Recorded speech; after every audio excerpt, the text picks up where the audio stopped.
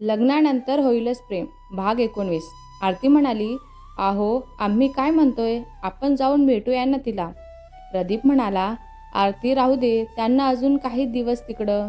जितेंद्र सोबत झालं होतं बोलणं, पाहू आणखीन काहीतरी दिवस. आरती म्हणाली, ठीक आहे, पाहू तुम्ही म्हणताय तसं. प्रदीपराव म्हणाले, आम्ही निघतोय, उशीर होतोय आम्हाला. त्यांनी होकार मारतीक मान हलवली. प्रदीप ऑफिसला निघून गेले. सकाळी दर्शन प्रांजूची वाट पाहत तिच्या अपार्टमेंट जवळ थांबलेला होता. थोड्या वेळात ती सुद्धा आली. प्रांजू म्हणाली, चल आपल्याला जायचं आहे ना. दर्शन म्हणाला, मी सांगितलेले डॉक्युमेंट आणले की नाहीत तू. प्रांजू म्हणाली, हो, पण ते डॉक्युमेंट कशासाठी. तो तिच्या समोर खाली गुडघ्यांवर बसला आणि त्याने तिच्या समोर हात दिला आणि बोलायला सुरुवात केली. दर्शन म्हणाला, Pranju, will you marry me. ती क्षणभरासाठी जरा हँगच झाली होती. नंतर तिने होकार मारतीक मान हलवली. त्याने उठत तिला घट्ट मिठी मारली. तो तिला घेऊन कोर्टामध्ये आलेला होता. आरुषीने प्रांजूच्या वतीने साक्षीदार म्हणून सही केलेलीच होती. दर्शनच्या बाजूने त्यांचा मित्र अमीर आलेला होता. दोघांनी रजिस्टर मॅरेज केलेलं होतं. सगळी प्रोसिजर झाल्यानंतर दोघेही बाहेर आले. दर्शन म्हणाला, प्रांजू, आता आपण वातावरण शांत होईपर्यंत माझ्या मित्राकडे सुरतला जाऊया, चालेल ना तुला. प्रांजू म्हणाली, आता तुम्ही म्हणाल तसं दर्शू. तिने त्याच्या डोळ्यात पाहत तिला उत्तर दिलं. तो हसला. दोघेही त्यांच्या पुढच्या वाटचालींसाठी निघालेले होते. आजची सकाळ थोडी वेगळीच झालेली होती. ती नुसतंच झोपेतून उठलेली होती. तिने आता मनाशी निश्चय केलेला होता, जे झालं ते विसरून पुढं जाण्याचा. तिने तिच्या बाजूला पाहिलं तर तो शांत झोपलेला होता. तिने त्यांच्या केसातून हात फिरवला. त्याच्या कपाळांवर हलकेच ओठ टेकवले. तिच्या स्पर्शाने त्याला जाग सुद्धा आली. त्याने डोळे उघडून पाहिलं तर ती त्याच्याकडे गालात हसत पाहत होती. त्याने सुद्धा तिच्याकडे हसूनच पाहिलं. तो कितीतरी दिवसांनी तिला असं हसताना पाहतच होता. त्याने तिला जवळ येण्याचा इशारा केला, तशी ती त्याच्या मिठीत शिरली. त्याने तिला अजून स्वतःजवळ घेत बाहुपाशात सामावून घेतलेलं होतं. तिच्या कपड्यांवर ओठ टेकवले. राज म्हणाला, बायको, बरं वाटतं ना तुला आता. तब्येत तर ठीक आहे ना तुझी. त्याने त्याच्या केसातून हात फिरवत तिला विचारलं होतं. स्वरा म्हणाली, ती त्याच्या छातीत चेहरा घुसवत हुंकारली. त्याने तिच्याकडे पाहिलं तर ती डोळे बंद करून पडली होती. त्याला आज शांतता मिळालेली होती, कारण तिचा रोजचा पडलेला चेहरा पाहून त्याचा जीव कासावीस झालेला होता. राज म्हणाला, स्वीटी, आज आपण बाहेर फिरायला जायचं का. स्वरा म्हणाली, जाऊया, पण आता नको, नंतर जाऊ कधीतरी. ती अजून त्याला घट्ट बिलगत म्हणाली होती. तसा तो सुद्धा हसला.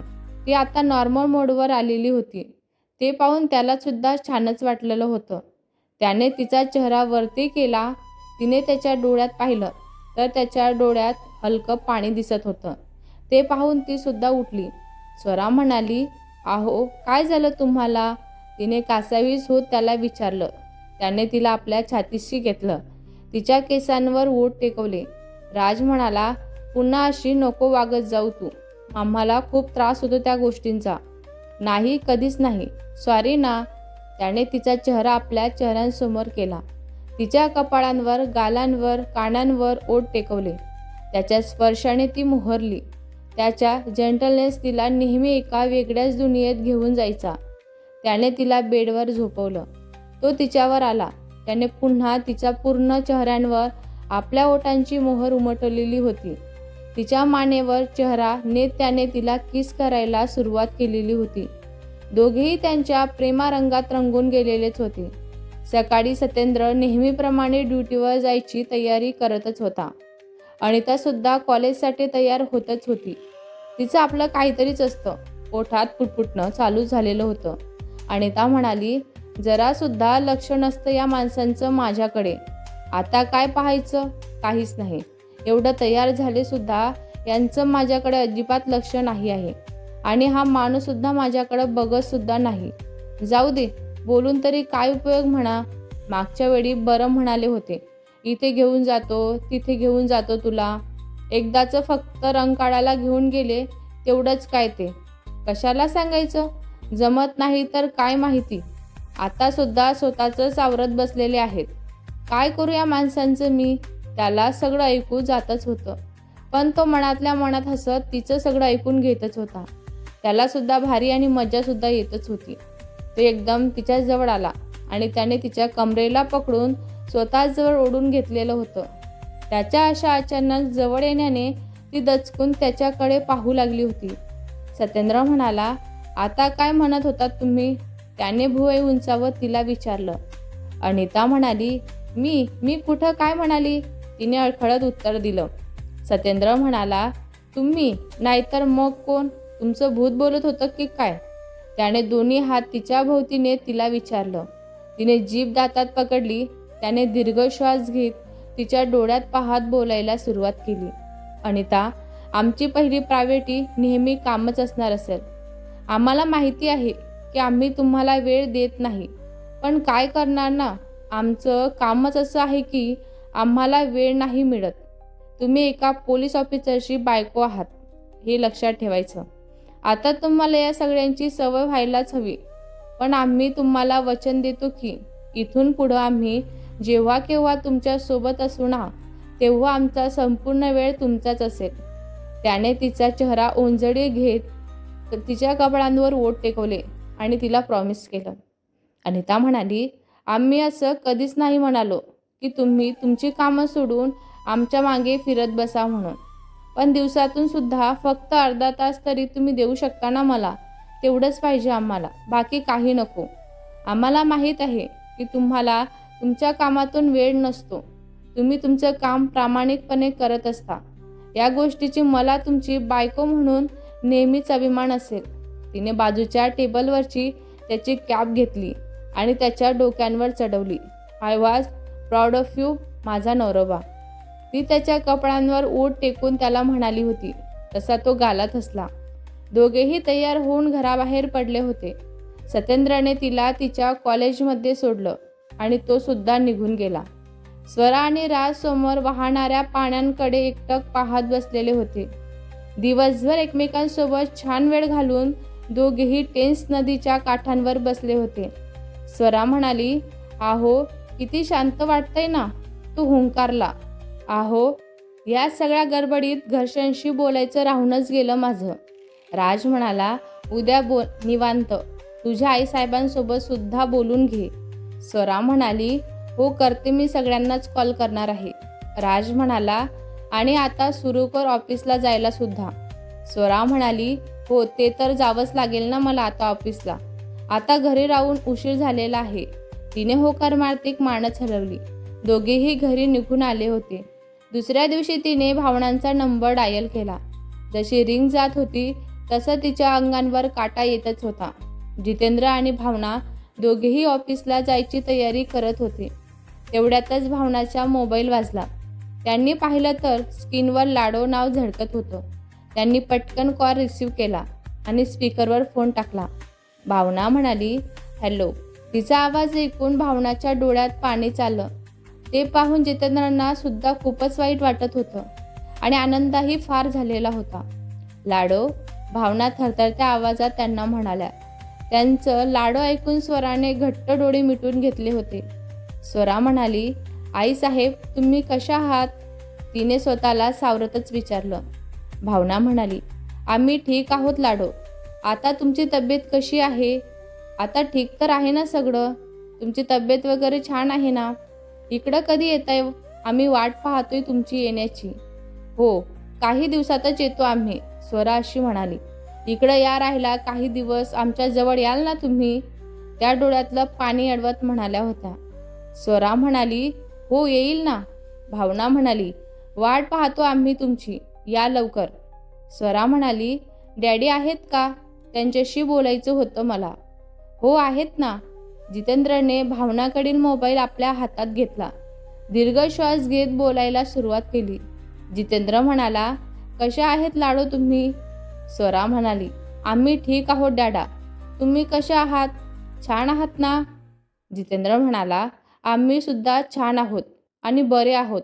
कधी येताय तुम्ही इकडं? आम्ही वाट पाहतोय तुमची येण्याची. त्यांच्या बोलण्यावर तिने कसेबसे डोळ्यातील अश्रू अडवलेले होते. लांबून राज तिच्याकडे पाहतच होता. त्याची काही कामे पेंडिंग आहेत, ती झाली की निघूया आपण इथून. काळजी घ्या आणि लवकरच या. ठेवतो आत्ता कॉल. कॉल कट केल्यानंतर त्यांनी भावनांकडे पाहिलं तर त्यांचे डोळे पाण्याने काठोकाठ भरलेले होते. त्यांनी भावनाला जवळ घेतलं, त्यांचे डोळे पुसले. जितेंद्र म्हणाला, नका ना रडू आता, येताय ना ते आपल्याजवळ, लवकरच येणार आहे. तुम्ही रडू नका, शांत व्हा. भावना म्हणाली, हो, ते आल्या की आम्ही त्यांना आमच्या हाताने जेवण करून भरू सुद्धा. ते हसले. राज स्वराज जवळ आला. ती तशीच रडत उभी होती. त्याने तिचा चेहरा उंजडीत घेतला. तिने अश्रू पुसले. राज म्हणाला, बस, किती रडायचं अजून आता, बस झालं ना. ती काहीच न बोलता त्याला बिलगली. काही बोलायची गरज भासत नव्हती. तुम्ही बोलत असताना सगळं काही समजलं त्याला, तिच्या मनातलं. काही नाती अशीच असतात की त्या नात्यात शब्दांची गरज नसते. स्पर्शातून, नजरेतून बऱ्याच गोष्टी समजत असतात. अशी जी नाती असतात ना, ती जन्मभर टिकून राहत असतात. एक व्यक्ती रागात राजच्या घरामध्ये येत होता. तेवढ्यातच एका गार्डने त्याला अडवले. सर, तुम्हाला आतमध्ये जाता येणार नाही आहे. केतन म्हणजे प्रदीप साहेबांचा पर्सनल बॉडीगार्ड होता. त्याला अडवत होता. ते त्यांच्याकडे रोखून पाहू लागले होते. सांगा तुझ्या प्रदीप साहेबांना संतोष शिंदे आलेले आहेत म्हणावं. त्यांनी रोखून पाहत त्यांना सांगितलं. त्याने लगेच त्यांना कॉल करून सांगितलं. तसे प्रदीप साहेबांनी त्यांना आत पाठवून देण्यास परवानगी दिली. कैलासने त्यांना आत जायचा इशारा केला. तसं ते तावातावाने आतमध्ये निघून आले. प्रदीप साहेब आणि मोहित हॉलमध्ये पेपर वाचत बसलेले होते. तितक्यातच ते हॉलमध्ये प्रदीप साहेबांच्या नावाने आवाज देत आलेलेच होते. किचनमध्ये असलेल्या भावना आणि रागिनी त्यांच्या आवाजाने बाहेर आलेल्या होत्या. संतोष म्हणाला, प्रदीप, कुठं आहेस तू? कुठं आहे तुझा पुतण्या? बोलव त्याला जरा बाहेर. ते मोठ्या आवाजात बोलत होते. प्रदीप म्हणाला, संतोष, आवाज खाली जरा, नीट सांगा काय झालेलं आहे ते. म्हणून ते म्हणजे प्रांजूचे वडील संतोष शिंदे होते. संतोष म्हणाला, काय झालंय हे तू विचारतोय मला? तुझ्या पुतना सांगेत नक्की काय झालंय ते म्हणून. प्रदीप म्हणाला, दर्शन, त्याचा काय संबंध इथे? ते नाहीत आता इथे, कामांसाठी बाहेर गेलेले आहेत. संतोष म्हणाला, अच्छा, कसलं काम सांगशील का जरा? नाही, जरा आम्हाला सुद्धा समजू द्या की. इतकं कोणतं मोठं काम करतोय तुमचा दर्शन? नाव दर्शन आणि कर्म राक्षसासारखी, नाही का? ते दर्शन शब्दांवर जोर देत म्हणाले होते. मोहित म्हणाला, संतोष, तोंड सांभाळून बोला जरा. माझ्या मुलांबद्दल बोलताय तुम्ही, याचं भान असू द्या. इतका वेळ शांत असलेले मोहित आता चढ्या आवाजात म्हणाले होते. संतोष म्हणाला, इतकं जर कौतुक आहे ना मुलाचं, तर कॉल करून विचारा त्याला की तो आहे कुठे आणि काय करत आहे म्हणून. हॉलमधला आवाज ऐकून शरद खाली आला होता. मोहितने वेळ न घालवता दर्शनला कॉल केला आणि कॉल स्पीकरवर टाकला. दर्शन काही सेकंदमध्ये कॉल रिसीव्ह केलेला होता त्याने. दर्शन म्हणाला, हॅलो डॅडा, काही काम होतं का तुमचं माझ्याकडे? तो त्यांच्या मुंबईच्या ऑफिसमध्ये होता. नुसतीच मीटिंग संपून केबिनमध्ये येऊन बसलेला होता. मोहित म्हणाला, हो दर्शन, तुम्ही आहात कुठे आता? तो न समजून हातातल्या मोबाईलकडे पाहू लागला होता. दर्शन म्हणाला, आम्ही ऑफिसमध्ये आहे डॅडा, पण तुम्ही असं का विचारताय आम्हाला? मोहितने संतोषकडे पाहिलं तर ते त्यांच्याकडेच पाहत होते. मोहित म्हणाला, आता का शांत बसलेला आहेस? बोला की, झाली का तुमची बोलती बंद? संतोष म्हणाला, माझी मुलगी प्रांजू कुठे आहे विचारा बरं त्याला जरा. तसे सगळे न समजून त्यांच्याकडे पाहू लागले होते. या दर्शनने यांची पोरगी पळवली की काय, हे जर यांना समजलं तर घरच्यांचा आखाडा होईलच. शरद मनातच म्हणाला होता. पण संतोषचा आवाज ऐकून दर्शन जागीच उठून उभा राहिला. त्याचे डोळे बटाट्याएवढे मोठे झालेले होते. दर्शन मनातच म्हणाला, हे घरी काय करायला गेलेले आहेत? यांना समजलं नसेल ना. दर्शन, अब तू तर गया बेटा. तो मनात स्वतःला शिव्या घालत होता. प्रदीप म्हणाला, संतोष, तुझ्या मुलींबद्दल त्यांना कसं माहिती असेल? मोहित म्हणाला, तुझ्या मुलाचा आणि माझ्या मुलीचा काय संबंध? संबंध आहे ना, त्यालाच विचारा, म्हणजे तुम्हाला सुद्धा कळेलच की. मोहित म्हणाला, दर्शन काय बोलत आहेत हे प्रांजूचे वडील? तुम्हाला काही माहिती आहे का त्यांच्याबद्दल? असेल माहिती तर खरं खरं सांगा आम्हाला.